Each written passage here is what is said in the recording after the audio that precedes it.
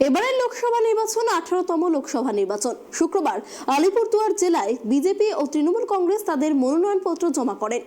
BM club ময়দান থেকে এক rally নিয়ে ডুয়ার্স কন্যায় এসে তারা মনোনয়নপত্র জমা করেন। দুই দলই তাদের শক্তি প্রদর্শন করেছেন আজকের এই র্যালিতে। প্রায় 10,000 কর্মী সমর্থক নিয়ে র্যালি করেন তৃণমূল ও বিজেপি সমর্থকরা। কার্যত দুপুর 1টা থেকে বিকেল 5টা পর্যন্ত আলিপুরদুয়ার, বক্সা, ফিডার রোড ও ডিএম অফিস চত্বর স্তব্ধ হয়ে গিয়েছিল। এবারে 2024 লোকসভা নির্বাচন 18তম লোকসভা নির্বাচন। আর ইতিমধ্যেই আলিপুরদুয়ার জেলায় আজ তৃণমূল কংগ্রেস এবং বিজেপি তাদের মনোনয়নপত্র জমা করলেন। দুদলই যেন তাদের শক্তি প্রদর্শন করে এক মিছিল করে কিন্তু ডুয়ার্স কর্নাতে এসে তাদের মনোনয়নপত্র জমা করেন। এবং লক্ষ্য করলে বলা যেতেই পারে যে প্রায় 10,000 কর্মী সমর্থকদের নিয়ে কিন্তু তারা এই মিছিল করে আসেন মনোনয়নপত্র জমা করতে। আজকে আমাদের নমিনেশন এবং নমিনেশনে অঞ্চল থেকে আগত, বুথ থেকে আগত আমাদের কর্মীরা যারা ফুল অক্সিজেনে আছে। 5 বছর ভারতীয় জনতা পার্টি যে সাংসদ একটা চাপাকল অব্দি আলিপুরদুয়ারকে দেয় নাই, কিন্তু 2014 সালে আমরা জিতার পরে নতুন জেলা আলিপুরদুয়ার দেওয়া হয়েছে। দুয়াসখানার মতন বিল্ডিং করা হয়েছে, ইঞ্জিনিয়ারিং কলেজ, বিশ্ববিদ্যালয় থেকে নিয়ে জেলা পরিষদ বিল্ডিং সহ সিওএমএইচ অফিস, এসপি অফিস, প্রত্যেকটা ডেভেলপমেন্টের প্রজেক্ট কিন্তু রুট লেভেলে পৌঁছায় গেছে। কিন্তু 2019 সালে যে জিতেছিলেন একটা চাপাকল অবধি দিতে পারে নাই। ওনাকে আমরা কোশ্চেন করেছিলাম, একজন সাংসদ 1 বছরে 5 কোটি টাকা পায়, 5 বছরে 25 কোটি টাকা।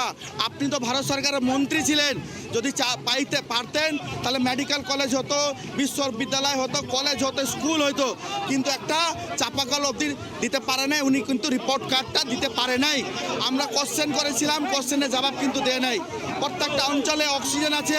এইবার বিজেপিকে পরাস্ত করবে, সত্যের বিজয় হবে এবং এই সত্যের বিজয় প্রত্যেকটা মানুষের হবে। কাজের ভিত্তিকে ভোট হবে, সত্য কথা নিয়ে ভোট হবে। যে কাজ বাংলার মাননীয় মুখ্যমন্ত্রী আমাদের মা মমতা বন্দ্যোপাধ্যায় করে দিয়েছেন, কাজকে কেন্দ্রিত করে ভোট হবে। 59 লাখ পরিবারকে জব কার্ডের টাকা, 11 লাখ পরিবারের জন্য ঘরের টাকা, চা বাগানের জমির পাট্টা, 1,20,000 করে চা সুন্দরী প্রথম প্রকল্প, চা বাগানের 53টা চা বাগানে হসপিটাল, 96টা চা বাগানে ক্রেস হাউস। এর ভিত্তিকে আমরা প্রত্যেকটা গ্রাম পঞ্চায়েতকে কেন্দ্রিত করে প্রচার প্রসার করতেছি। দেখুন, আপনারা জানেন যে বিগত 2019 সালের লোকসভা ভোটে আমরা এই আলিপুরদুয়ার লোকসভা সিটটা 2,43,000 ভোটে জিতেছিলাম। এবারও আমাদের সংগঠন বুথ স্তরে, মণ্ডল স্তরে মজবুত আছে এবং আমরা আশাবাদী, পূর্ণ আশাবাদী যে আমরা এই সিটটা 4 লাখের বেশি ব্যবধানে জিতব। দেখুন, কোথাও ভাঙন নেই। পরিবার একটু বড় হলে কিছু কথাবার্তা হতে পারে, তো একটা বাসন থেকে আর একটা বাসনের মানে শব্দ হতে পারে, কিন্তু সেরকম ভাঙনের কোনো প্রশ্ন নেই। মানুষের মত আলাদা হতেই পারে। আর আমাদের সাংসদ কাজ করার চেষ্টা করেছে। আপনারা জানেন যে একাধিকবার উনি চেষ্টা করেছেন ডিএম সাথে দেখা করে কাজের জন্য। উনি অনেক জায়গায় কলও বসিয়েছেন, সিসি রোড করেছেন, বাউন্ডারি ওয়াল করেছেন, সোলার লাইট লাগিয়েছেন। এবং আপনারা জানেন যে 2020-21 সালে করোনা মহামারীর সময় যখন উনি বান্দাপানির চা বাগানে কিছু মানে খাবার জিনিস, চাল, ডাল, সবজি গাড়ি বোঝাই করে আনছিলেন, তখন পুলিশ কীভাবে ওনাকে আটকে দিয়েছিল, কোনো জিনিস এখানে দিতে দেয়নি এবং সমস্ত জিনিস বীরপাড়া থানাতে পৌঁছে গেছে। তো এইভাবে যদি একজন জনপ্রতিনিধিকে পুলিশ আটকায়, প্রশাসন সহযোগিতা না করে, তাহলে তো কাজ একজন সাংসদ এবং বিধায়ক কীভাবে করবে? আপনারা জানেন যে উত্তরবঙ্গে অনেকবার মুখ্যমন্ত্রী প্রশাসনিক বৈঠক করেছেন, সেটা আলিপুরদুয়ার হতে পারে, জলপাইগুড়ি, শিলিগুড়ি, কিন্তু আপনারা কোনোদিন দেখেছেন যে বিরোধী দলের কোনো সাংসদ, বিধায়ক কিংবা মন্ত্রীকে ডাকা হয়েছে?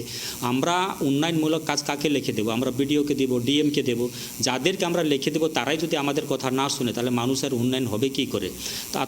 অর্থাৎ আমরা বলতে পারি যে আমাদের সাথে যেভাবে মানে ব্যবহার করা হয়, তার মানে আমরা দেখতে পাচ্ছি যে এখানে যারা বিরোধীদের কোনো আস্থা নেই, যারা শাসক দল আছে তাদেরই আস্থান আছে। ওরা নিজেও করে না, আমাদেরকেও করতে দেয় না।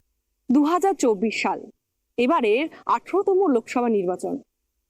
আজ 22শে মার্চ আলিপুরদুয়ার জেলায় মনোনয়নপত্র জমা দিলেন তৃণমূল কংগ্রেস এবং বিজেপির প্রার্থী। তারা দুজনেই কিন্তু বহু সংখ্যক কর্মী সমর্থকদের নিয়ে এক শক্তি প্রদর্শনের মাধ্যমে কিন্তু মিছিল করে ডুয়ার্স কর্নায় এসে তাদের মনোনয়নপত্র জমা করলেন। এবার দেখার বিষয় 19 তারিখে কার ভোটের বাক্সে বেশি ভোট পড়ে। আলিপুরদুয়ার থেকে অনিশা পোদ্দারের রিপোর্ট, ট্রাইব টিভি।